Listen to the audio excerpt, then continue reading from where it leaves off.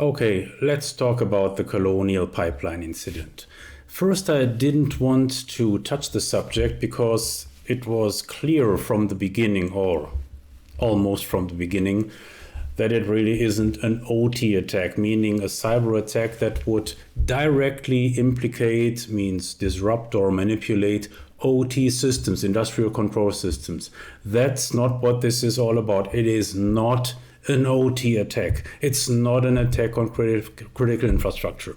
But then I realized that it is framed as such by the media and by the vendors. So there is one thing that's the technical reality, and the other thing is what it is made to appear as.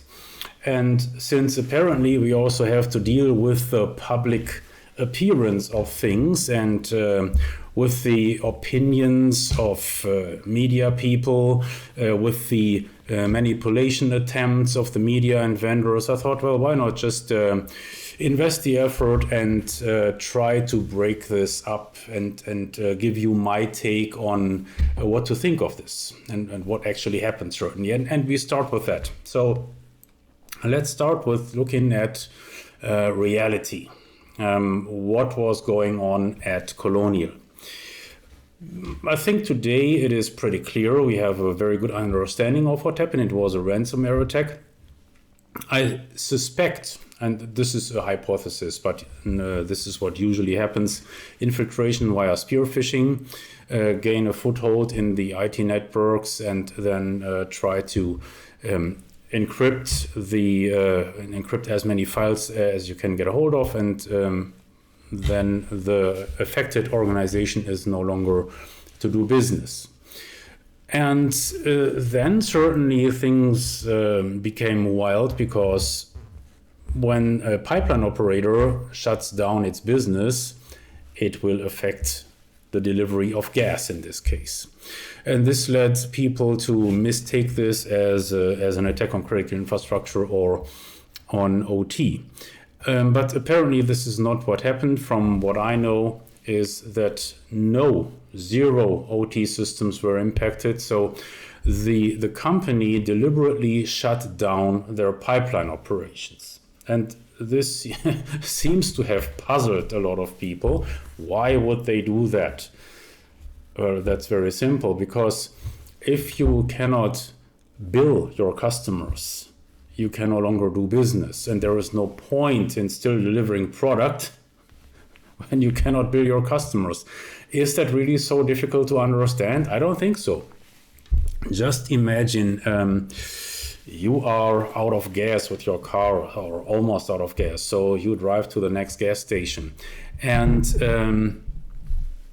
then you find that gas station to be shut down because they have trouble with their payment system. And I would just imagine that some of you did already experience this, just like myself. So I have found myself in that situation. And from what I understand, it's pretty much the situation that we are looking at with Colonial. If you cannot process the payment from your customers, there is no point in delivering the goods. And certainly, if you would do that, there have been some funny discussions on Twitter, like, man, they should have just built them later. No, it's not that easy with an operation such as Colonial. So just look at the big picture.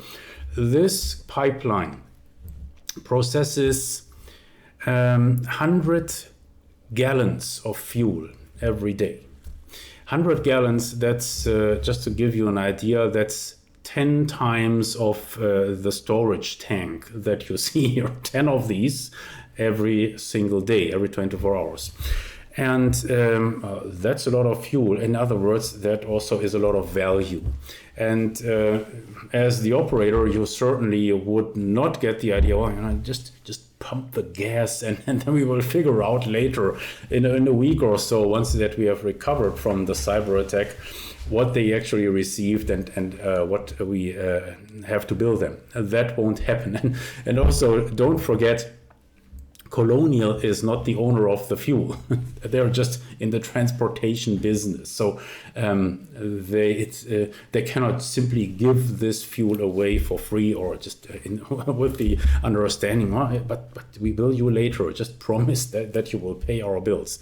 It doesn't work this way. No OT security angle. And then the affected business systems were restored roughly a week later. And that was done both with the help of, I would imagine, a very competent IT team. They restored from the backups, but in order to speed up the process, they also did pay the ransom.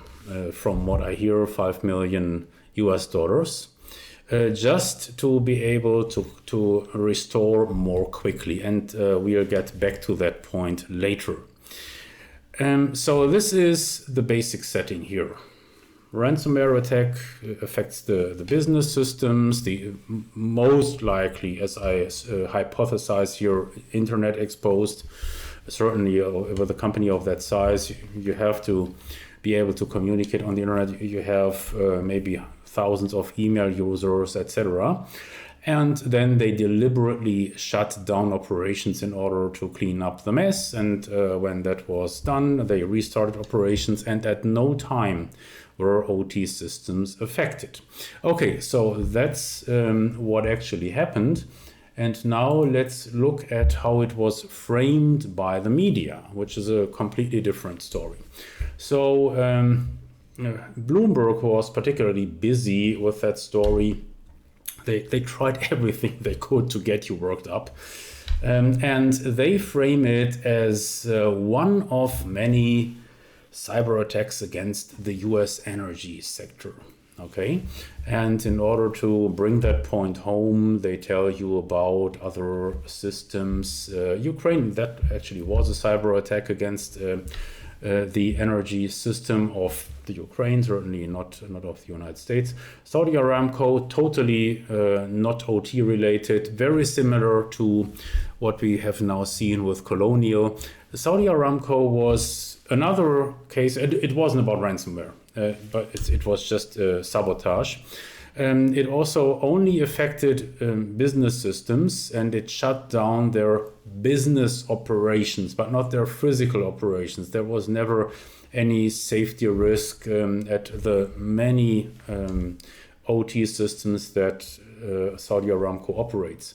So this is how they frame it. And certainly this is not the only example. Let's go through this rather quickly. Here are our very competent OT security vendors. Let's look at Nozomi. And this is not even reflecting the Colonial attack. I just imagine, I predict that they're going to update this web page here where they educate us about high-profile industrial cybersecurity incidents like Duke Energy, Maersk, Saudi Aramco. We have talked about it, and Norsk Hydro. Well, the funny thing is, none of these attacks had anything to do with OT. It's all about IT systems that have been affected.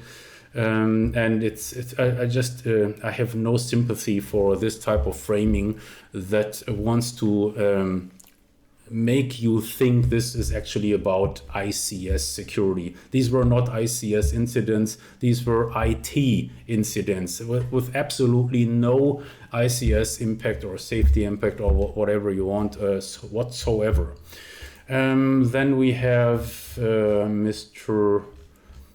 Edgar Capdeville, CEO of Nozomi, and he's talking about Colonial for Industry Week.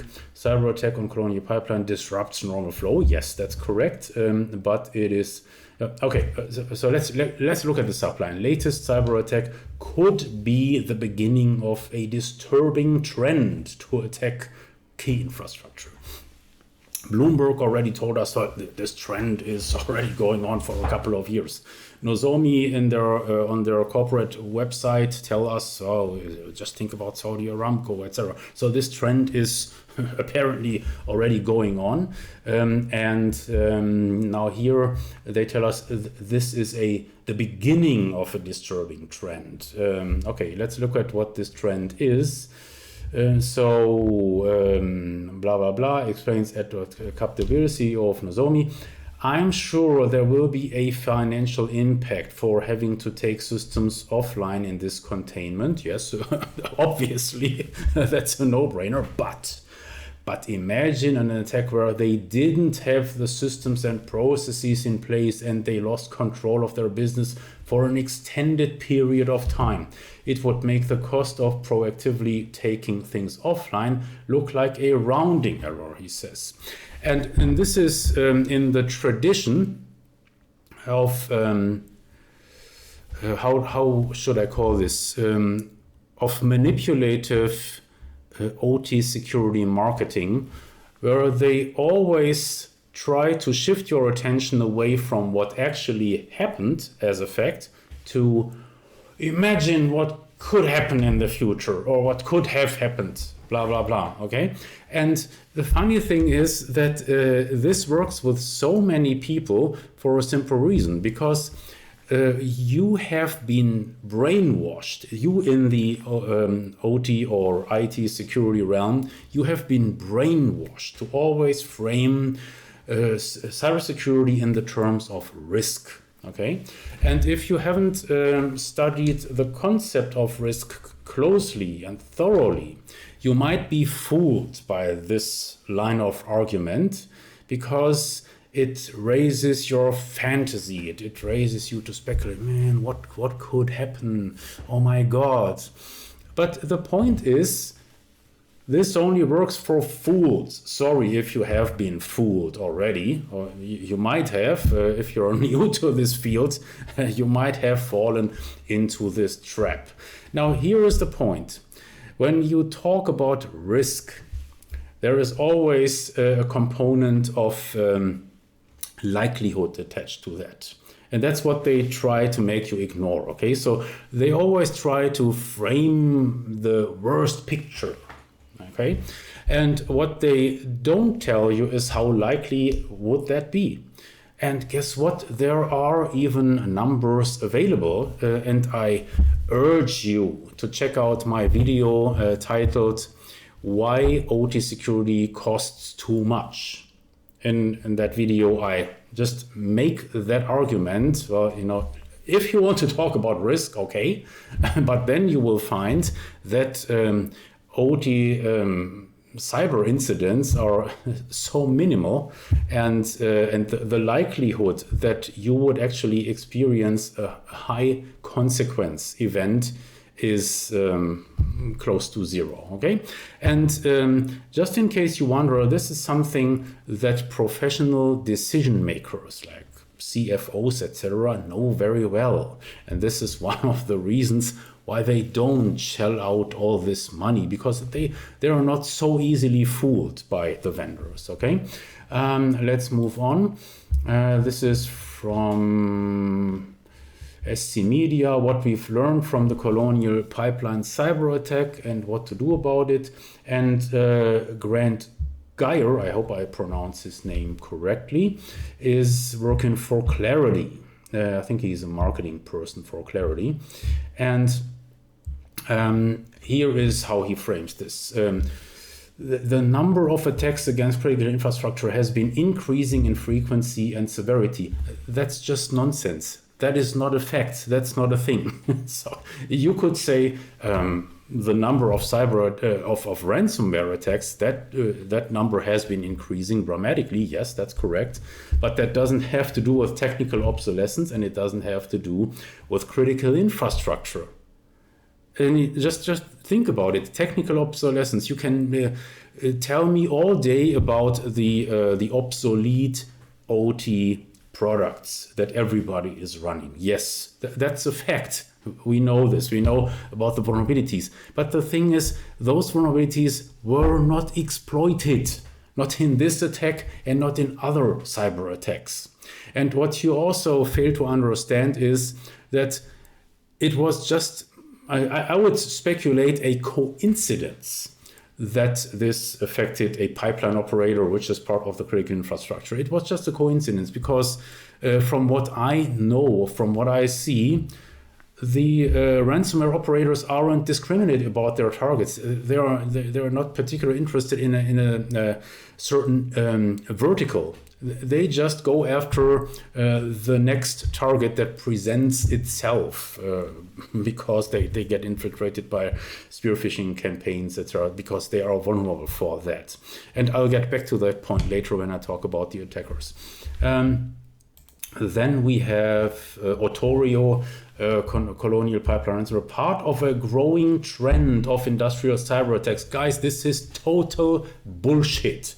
If you really want to make that point, just present us the facts, present us the numbers. Show us, we had like 500 industrial cyber attacks, right?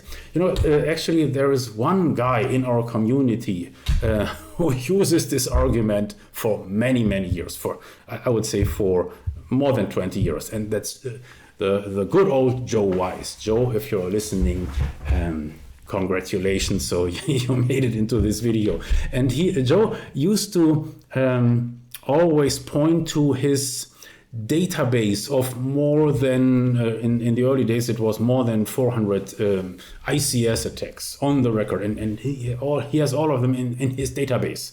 The point is, he never showed this database to anybody. I would assume that the database is an Excel spreadsheet. He never showed it to anybody for validation, okay? And there is no evidence for those bizarre claims, okay? It just doesn't happen, and it didn't happen. This is what you hear from our esteemed vendors. Utilities, hackers, holy grail. Why would that be? There is no reason for that. They're not interested in utilities. They're interested in money, and we'll get back to that later. And industrial cyber attacks, the game is not over. Guys, this was not an ICS attack. ICS systems were not impacted, not one. It didn't cause the shutdown. And please, for the love of God, don't talk to your customers, which are also our customers, like they were fools, like they didn't know this. Please, you're discrediting our industry. Then we have the tenable block, Colonial Pipeline ransomware attack, how to reduce risk in OT environments. This wasn't an OT environment that was attacked. Regulatory compliance does, yeah, we know that. How to disrupt OT security threats. This was not an OT security threat. OT was not impacted. Is that really so difficult to understand? I mean, just why don't you focus on Oldsmar, for example? Why don't you focus on Ukraine? I've done videos on both. So those were legitimate OT attacks, but this one was not. Then we have our lovely guys or experts from SCADA fence. Colonial Pipeline Hack spelled fuel pipeline shutdown and highlights the need for increased OT security. Why? Tell me why. You're not making a logical argument, guys, because this wasn't about OT security. So, I mean, use whatever you want, use Oldsmar, but Colonial does not highlight the need for increased OT security. You could make the point, it highlights the need for increased protection against ransomware. Yes, there is logic in that argument, but for your argument here, there is no logic in there. The only logic is that hopefully my viewers understand. You sell OT security products and services, and that's what you want to bring over. Well, couldn't we use this as a tool to sell our products and services? That's the only point you're making here. Okay, let's go back to the media, and you know they are just trying to to fuel the fire here. Okay, this is again Bloomberg. They are just I think they're doing their best to fuel this hype and this these scare tactics, the FUD. I don't know why, but apparently this is the case. Cyber warfare is the new oil embargo. Okay, an attack on a major U.S. oil artery hammers home that energy security in the 21st century means more than energy independence. Blah blah blah blah blah blah. So now we are talking about cyber warfare. Yes, finally. Why do we do this? Well, because this is a catchy term that will get you more clicks than a headline like we have just witnessed ransomware case number 516 in this year. Okay, next. You wouldn't bother to open the link, right? And therefore they wouldn't get the advertising dollars. So this is how it works. Cyber warfare, total nonsense, but this is what you see in the mainstream media. And the interesting thing is for those who are longer in the game, we know this strategy, especially from Bloomberg, because they tried the same thing, the same flick with the Turkey pipeline blast, okay? That happened in the lovely town of Erzincan, which is in East Anatolia, and it affected the Baku-Tbilisi pipeline, and there was an explosion. And Bloomberg framed that not only as a cyber attack, but as a new cyber war. Funny thing is that was total bogus. So that is totally debunked. It never happened. I mean, the explosion happened, but it was not caused by cyber. It was not a cyber attack. This was totally debunked later by several journalists, and I had also discussed this case with the company that did the investigation on site back in the days. It had nothing to do with cyber. Then let's move on. Yes, I mean, that was bound to happen. It just got to happen. So this is a wake-up call. I was waiting for that. That term must be thrown into the mix. And now it gets really funny, because what the media hasn't realized so far, the term "this is a wake-up call" this puts everybody to sleep, because you have heard this so often that you don't really treat it seriously. So that's just, I mean, why? And it doesn't change anything to label it a wake-up call. And so this is how the media frames this. And then we have another aspect of this whole reporting that really left me with a sour note, because Associated Press managed to dig up a so-called consultant who allegedly did a report or an assessment for Colonial. And a guy called Smallwood working for a consultancy called iMerge. And so what Smallwood tells these guys is that let me just jump to another report that pulls the same expert consultant. An 8th grader could have hacked Colonial Pipeline. Aha, okay. Now that's really something, because Mr. Smallwood is pulling information from this project that he did for Colonial a couple of years ago. Smallwood read portions of his report, but would not share it because he said some of the content is confidential. I mean, are you shitting me, Smallwood? What is this bullshit about? You want to tell me that there were parts of the report, particularly those that you have quoted, that were not under an NDA, that were not confidential, and you are a disgrace for the consulting industry. I hope that Colonial sues you into bankruptcy, and that everybody who gets aware of this reporting will never consider to hire you or to contract you. This is just disgraceful. Even if you find some nasty vulnerabilities, which you usually do. If you do a thorough assessment, you will find something, okay? I don't even imagine that this guy did a thorough assessment, because he allegedly was paid 50K for it. Well, you cannot do a thorough assessment for 50K. That's it doesn't work this way.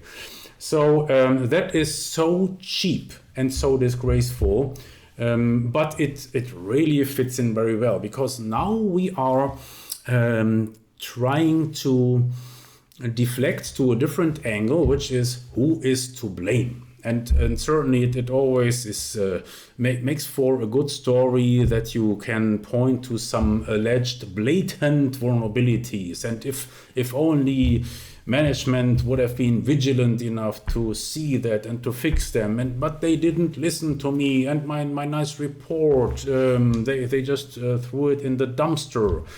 This is just totally obnoxious. But again, now we are focusing on who is to blame. And in the same context is this article from Bruce Sussman, who also cites from this report. I can tell you one thing, journalists and Sussman, I think he's working for I don't know, some news media company in the industry, and somewhere in cybersecurity. Allegedly, Bruce Sussman also worked for Gartner.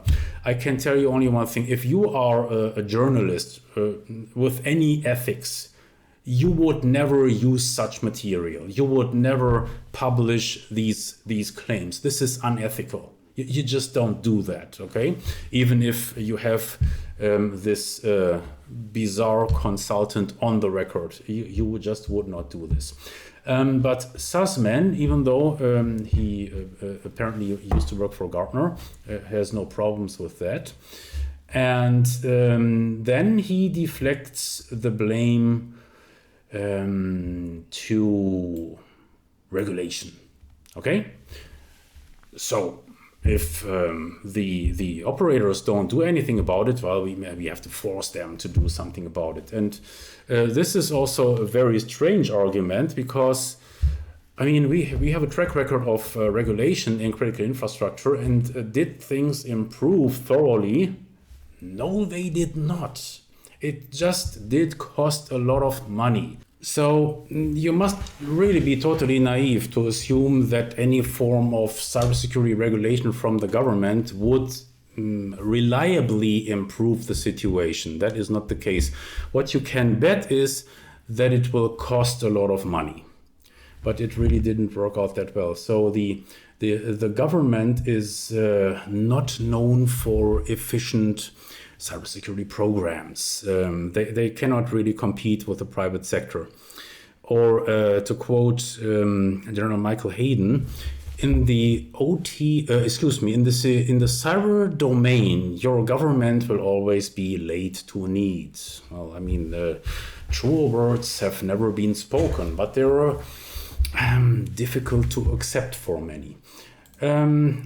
Let's look at E&E News, and same thing, Pipeline Hack exposes federal holes in cyber oversight. No, I'm sorry guys, even if you close these gaps and if you include more regulation, the gaps or the security vulnerabilities will not vanish.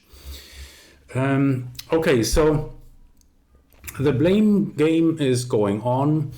And this is always something that the media loves to do, but it will not change the needle. It will not change anything. But here is what will change something, and that we can learn from this case.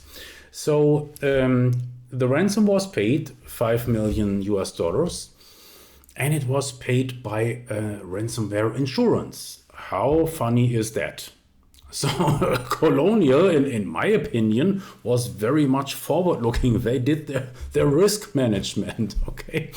And it would, by the way, be interesting, even though we will probably never learn about this in detail, if that ransomware insurance also includes compensation for any business, loss of business, etc. Okay, but they did pay the ransom, so that was obviously then a no-brainer. Just pay them.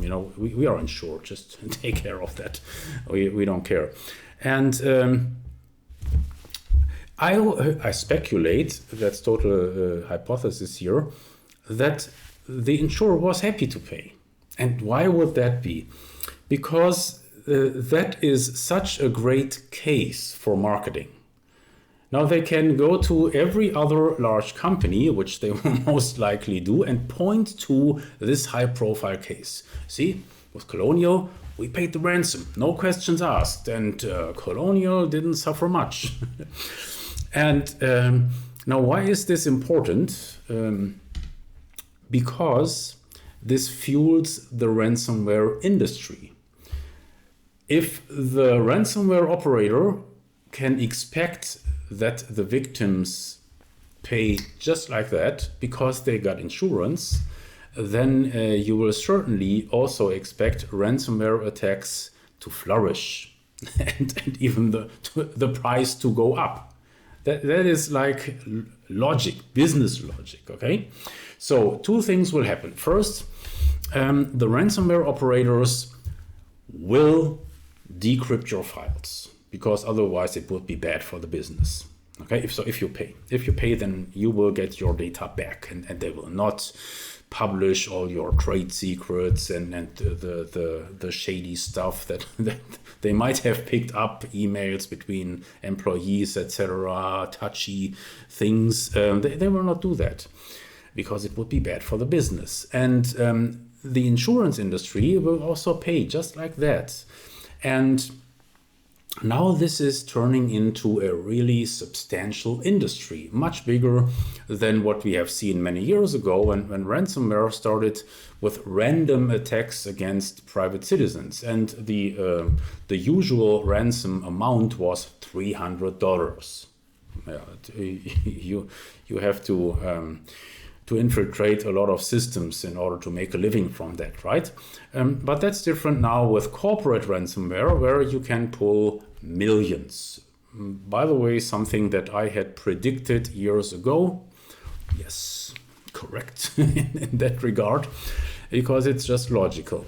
And these ransomware operators will not bother to learn about all your outdated, complex OT systems and your DMZs, etc. Like we have seen it with the this safety system that was attacked. They will not bother to do that. And if you remember, in that scenario, allegedly in Saudi Arabia, they couldn't even afford a realistic test environment. Okay, so if you are interested in my take on that particular incident, just watch the other video that I did on the Triconex attack, where we were faced with poor underdogs as attackers. And as I suggested in the video, they should just have done a ransomware attack first, so that they could invest in reasonable, solid equipment, because they were just, it was just a couple of numbers too big for them. So why would you bother to learn funny stuff about safety systems, etc., when it's mostly, when you can achieve so much with plain off-the-mill ransomware malware, okay? And just do your infiltrations using spear phishing and so forth. That works pretty well. And if we consider the ransomware operators as business people, which I think we should, certainly organized crime, but they are interested in running their business. So I don't see it as a reasonable strategy to divert into OT systems and into this funny word of critical infrastructure, etc. So as I see it, it is all about making money, and they just don't care. They don't care if you're operating a pipeline or if you're operating a grocery chain of any decent size, or if you're operating a hospital. We have seen that roughly a year ago, when Corona started, that many hospitals suffered ransomware attacks, and because they just don't care, and they also have no ethics.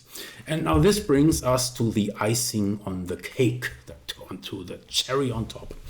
So, as you may have seen, after the shit hit the fan, the ransomware operator behind this particular incident, which goes by the nom du guerre, dark side, the dark side ransomware gang, they have issued a statement, and they let us know that they didn't mean to create problems. Like, what can we do? This was just collateral damage, so to speak. And I think this is so hilarious. So because it gets better. So they're only interested in the money. They say this in plain language. Okay. They're not interested in politics, and they're sorry for the logistic problems that they may have caused. Sorry for the poor people who found themselves out of gas at the gas station, or who just have to pay $1 or $2 more per gallon. They're so sorry about that. But I tell you, in my opinion, they just don't give a shit. But it's getting interesting. Hear me out here on this, okay?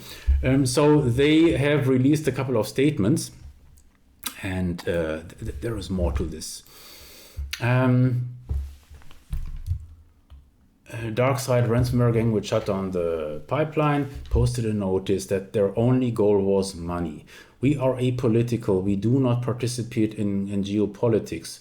Blah, blah, blah, blah, blah. Our goal is to make money and not creating problems for society. That is so nice of you, that all that we suffer from you is not being able to buy gas, or at least not for the regular price, okay? That you just pumped up the price for the gallon of gas.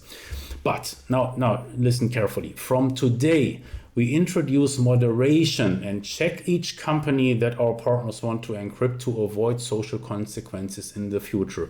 Now, how cute is that? I almost have tears in my eyes. What they are saying is that they're introducing something like an ethics committee.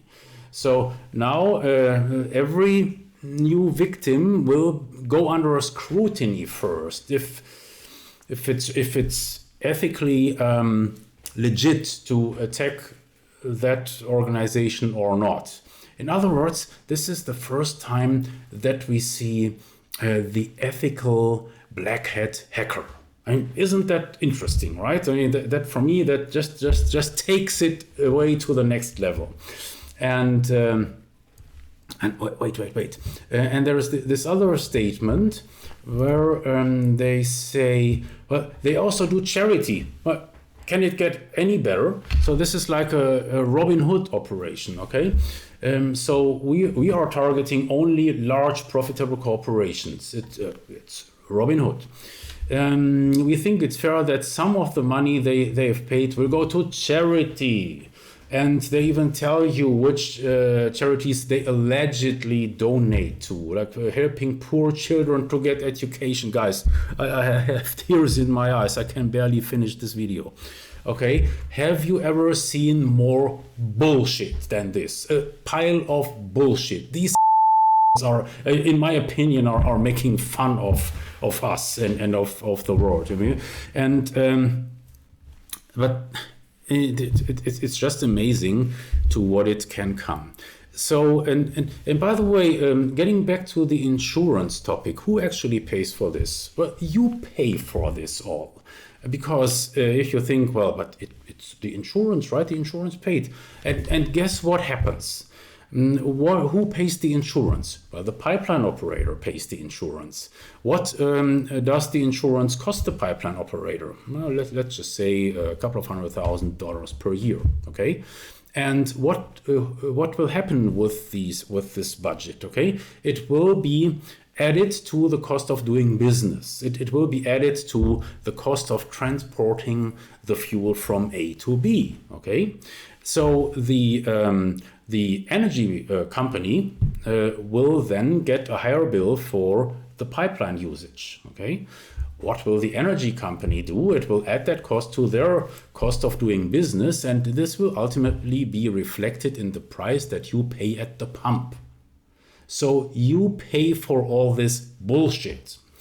And I just hope I'm just pointing this out in clear language, so that to avoid the slightest risk that any of you will get confused by they're nice guys, these I don't want that to happen. And then finally, apparently, from what I hear, DarkSide was taken down. It was shut down. Why is that?